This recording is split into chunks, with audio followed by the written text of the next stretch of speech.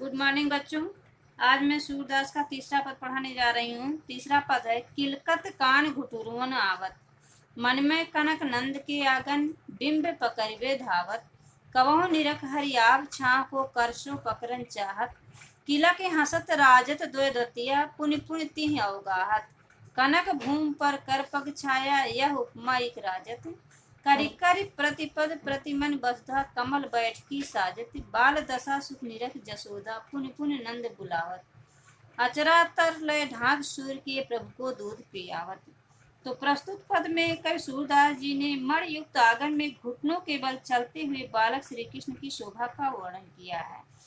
सूरदास जी कहते हैं, किलकत कान घुटुरुओं न आवत, कि भगवान श्री कृष्ण के बाल मनोवृत्तियों का वर्णन करते हुए कहते हैं कि बालक श्री कृष्ण किलकारी मारते हुए घुटुरुओं नावत माने घुटनों के बल चल रहे हैं। मन में कनक नंद के आंगन, मन में माने मड़ियों से युक्त, कनक माने सोने, सोने और मड़ियों से युक्त बाबा नंद के आंगन में बिंब पकड़ियो धावत, बिंब माने अपनी परछाई को, पकड़ियो माने पकड़ने के लिए दौड़ रहे हैं। कबहु निरख हरियाब छाह को कर से पकड़न चाहत, कबहु निरख, निरख माने देखने लगते हैं, कभी बालक श्री कृष्ण अपने सुंदर परछाई को देखने लगते हैं, हरि आप छाह को कर सो पकड़न चाहत, और कभी हरि माने भगवान अपनी छाया को अर्थात परछाई को कर माने हाथ से पकड़ना चाहते हैं।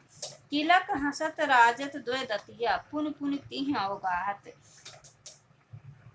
किलक हंसत राजत द्वय दतिया, जब इस तरह से वे किलकारी मारकर हंसते हैं तो उनके दोनों दूध के दांत दिखाई देने लगते हैं, जो दोनों दांत उनके अति सुंदर दिखते हैं। पुन पुन तिह अवगाहत, अवगाहत माने दिखलाना, और वे बार बार इस तरह से अपने हंसी को दिखाते हैं। कनक भूम कर पग छाया, यह उपमा एक राजत, कनक भूम सोने के भूम पर उनके हाथ और पैर की जब छाया पड़ती है तो वह उपमा देखते ही बनती है।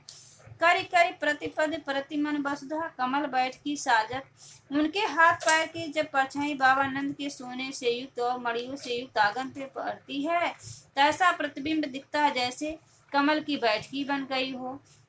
और वह वसुधा माने पृथ्वी, वह पृथ्वी जो है अपने कमल रूपी बैठकी में भगवान श्री कृष्ण के बाल स्वरूप को बैठा लेना चाहती है। बाल दशा सुख निरख जसोदा, कवि सूरदास जी कहते हैं, अपने बालक श्री कृष्ण के अनुपम रूप सौंदर्य को देखकर माता यशोदा जो है बार बार इस अनुपम रूप सौंदर्य को देखने के लिए बुलाती हैं। अचरा तर लय ढाक सूर्य के प्रभु को दूध पियावत, और कवि सूरदास जी कहते हैं कि माता यशोदा अपने पुत्र को आंचल से ढक लेती हैं और उन्हें लगता है कहीं मेरे पुत्र को नजर न लग जाए, और इस तरह से प्रेम पूर्वक वे अपने पुत्र को दूध पिलाने लगती हैं।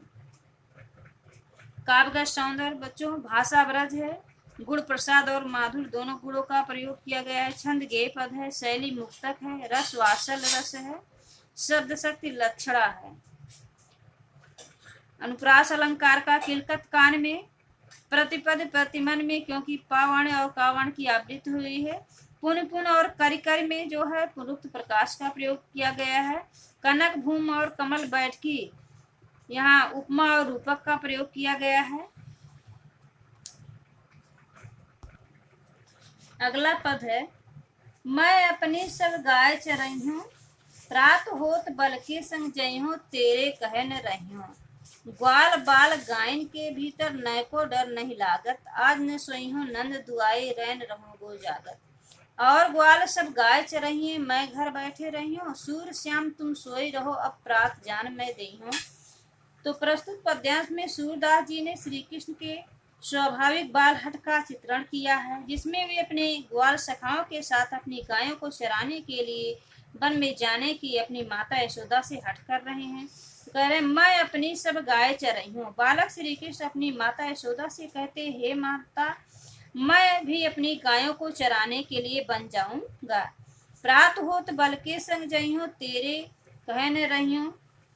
हे माता यशोदा, प्रातः काल होते ही मैं भैया बलराम के साथ वन में जाऊंगा और तुम्हारे कहने पर नहीं मानूंगा।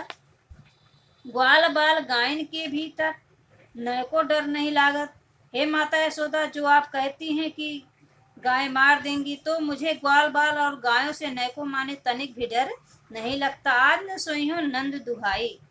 बालक श्री कृष्ण हठ करते हुए कहते हैं, हे माता यशोदा, आज चाहे जितना आप कहें मैं नहीं सुनूंगा। मैं बाबा नंद की दुआई देते हुए कहता हूँ, रैन रहो गो जागत। रैन माने रात, रात भर जागता रहूंगा। और ग्वाल सब गाय चराई हैं। हे माता यशोदा, गाय गांव के संपूर्ण ग्वाल बाल गाय चराने वन में जाते हैं। मैं घर बैठे रही हूँ, क्या मैं अकेला घर में बैठा रहूंगा? सूर श्याम तुम सोए रहो। अपने पुत्र की बात को सुनकर कवि सूरदास जी कहते हैं कि माता यशोदा कहती हैं, हे पुत्र तुम सो जाओ, जब प्रातः काल होगा मैं तुम्हें अवश्य गाय चराने जाने दूंगी। इसमें वात्सल रस भाषा ब्रज है, शैली मुक्तक है, अनुप्रास अलंकार का प्रयोग किया गया है।